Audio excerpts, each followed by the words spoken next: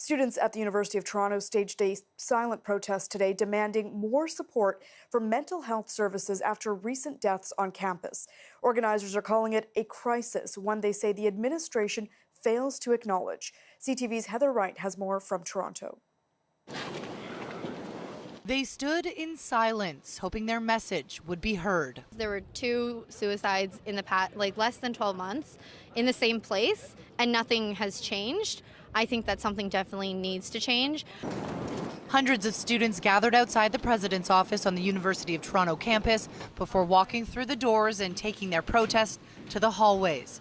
These students are demanding more resources, more help for what they call a growing mental health crisis. It's hard to think that someone in our community was suffering so much, right beside us. Anam Alvi was in the Bayhan Center when someone died by suicide yesterday.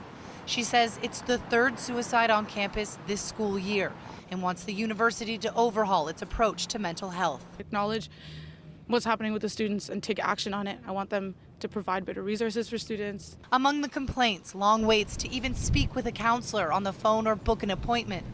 Janine Robb is U of T's Executive Director of Health and Wellness and says the resources are there for anyone who needs them.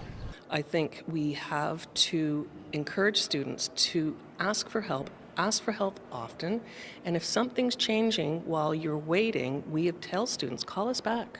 We're nimble, we're flexible, we're not wanting anybody to suffer. But students say they are suffering, and these ones are asking for help. We need to make people realize that they are not alone, that they are going to be safe. And with final exams just around the corner, it's a message these students want echoed by their university. Heather Wright, CTV News. For more now, I'm joined by Brittany Demircan. She's a University of Toronto student who's participating in today's protest. Brittany, thank you for joining us. Hello.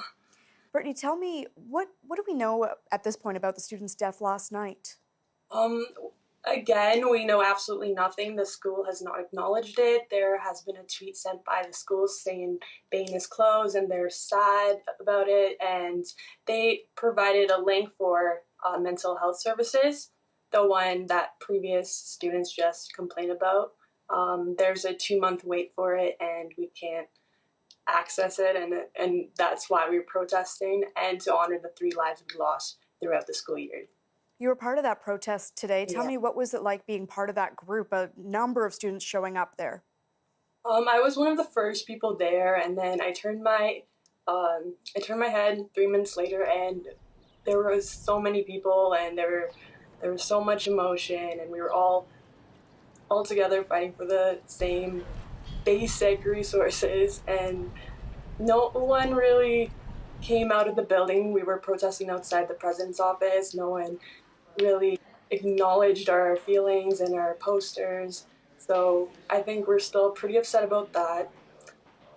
So give me a sense of the problems in terms of accessing mental health services on campus. We're being told there is a phone number people can call, there is a website, but what is the biggest issue?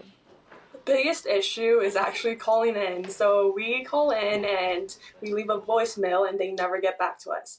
You can call several times and they still won't get back to you. And if you want to make an appointment, that appointment is usually weeks later. And usually it's hard to even make a call if you need these services, and it's really discouraging. You can't get through to anyone. So give me a sense of the pressure that's currently on students and what you think should be done to address this. I think I study neuroscience and psychology, so all my professors are amazing, and we learn about mental health a lot and how treatment is extremely necessary. Yet my university is not doing anything to provide better mental health resources, and they just provide a link.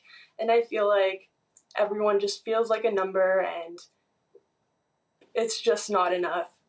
Yeah, you can tell the frustration in your voice. Yeah. And as you mentioned today at the protest, you're saying no one from the university came out to speak to students, and I understand even some professors who are in the group there protesting. So in your opinion, what would the ideal response from the university look like? I think we just want someone to come out and take responsibility.